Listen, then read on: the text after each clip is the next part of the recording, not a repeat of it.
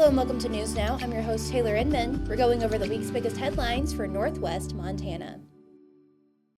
At the top, we have two Glacier Park stories. The first about a female hiker who was injured by a bear in the goat hunt area of Glacier National Park on August 27th, according to park officials. The 34-year-old woman was hiking in a brushy section of trail near Lake Janet Wilderness Campground at about 3:15 p.m. when she encountered a brown-colored sow with two cubs. The bear charged at the woman, swiping at her shoulder and arm. The bear fled when a fellow hiker deployed bear spray. The entire incident lasted fewer than 30 seconds, according to park officials. Following the attack, the group continued down the trail until they encountered another hiker with an inReach device. The alert rescue helicopter responded to the group's SOS message and found the woman in stable condition. She was transported to Logan Health Medical Center in Kalispell. Lake Janet Wilderness Campground is temporarily closed, though park officials stated that no action will be taken against the bear at this time, since it was a surprise to a sow with two cubs that reacted defensively. The area of the trail that the hiking party was on is confined by the lake and dense brush, which the bear came out of, according to the release.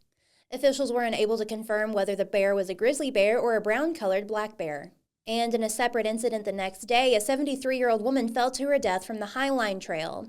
Diane Bunker of Muscatine, Iowa, was hiking with a large group on August 27th when she reportedly tripped and fell off the edge of the Highline Trail between Big Bend and Triple Arches at about 11 a.m. Two Bear Air located Bunker about 450 feet below the trail. She had sustained traumatic injuries, according to a press release from the park, and was transported to the Flathead County coroner. An investigation is ongoing. Officials closed the Going to the Sun Road between Big Bend and Logan Pass for an hour on Wednesday to complete the recovery operation. The Highline Trail is a popular hiking route between Logan Pass and Granite Park Chalet. The section of the trail between Big Bend and Triple Arches traverses steep terrain and is exposed in places. Bunker is the fourth person to die in Glacier National Park this year and the second person to die from injuries sustained in a fall. In July, a visitor from Utah died after falling from the west face of Mount Gold. The driver involved in an alleged DUI crash that killed a Flathead Valley teenager on August 23rd outside of Whitefish had been sentenced in a separate DUI case just 5 days earlier, according to court filings.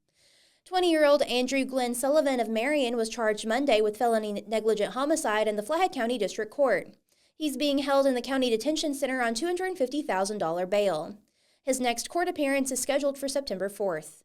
Montana Highway Patrol troopers responded to the crash at Mountain Meadow Road and Tally Lake Road at about 1:53 a.m., according to court documents. At the scene, a trooper found a damaged Dodge Ram pickup on the northbound embankment and a 17-year-old girl dead on the ground next to the vehicle. Two males were also present.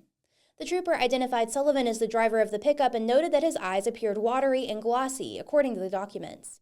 Sullivan allegedly told the trooper that the teen girl had not been ejected from the vehicle, but had fainted while riding in the back with another passenger. He said the incident distracted him and he began to slow down when the pickup left the roadway. He also claimed another teenage passenger who left the scene was freaking out, which further distracted him.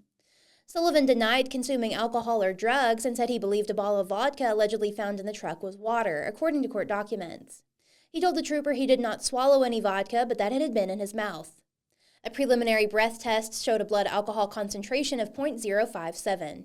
Sullivan later consented to a blood draw, which was sent to the Montana State Crime Lab for analysis. He also admitted there is a nearby party where drugs and alcohol were being consumed. During the investigation, the trooper allegedly found empty alcohol containers, a glass jar of marijuana, and a bottle of vodka in the vehicle. A large pool of blood was observed near the rear passenger door, but no blood was found inside the truck. Evidence indicated that the teen's upper body was partially outside of the vehicle before the crash, and that she likely struck a tree as the pickup went down the embankment, according to the trooper. Emergency medical responders said the girl broke her neck in the crash. Sullivan had previously been cited for driving under the influence in May by the Kalispell Police Department. As part of the plea deal, he admitted to operating a vehicle with the alcohol concentration of .02 while under the age of 21. For drivers under the age of 21, the alcohol concentration limit in Montana is .02. He was sentenced on August 18th. In June, Sullivan was cited for leaving the scene of an accident after losing control of his vehicle and driving into Bitterroot Lake, according to court documents. Flathead County Commissioners on Tuesday approved a budget that calls for a decrease in county tax bills. Work on the 2026 fiscal year budget began in January under a cloud of uncertainty, according to County Administrator Pete Melnick.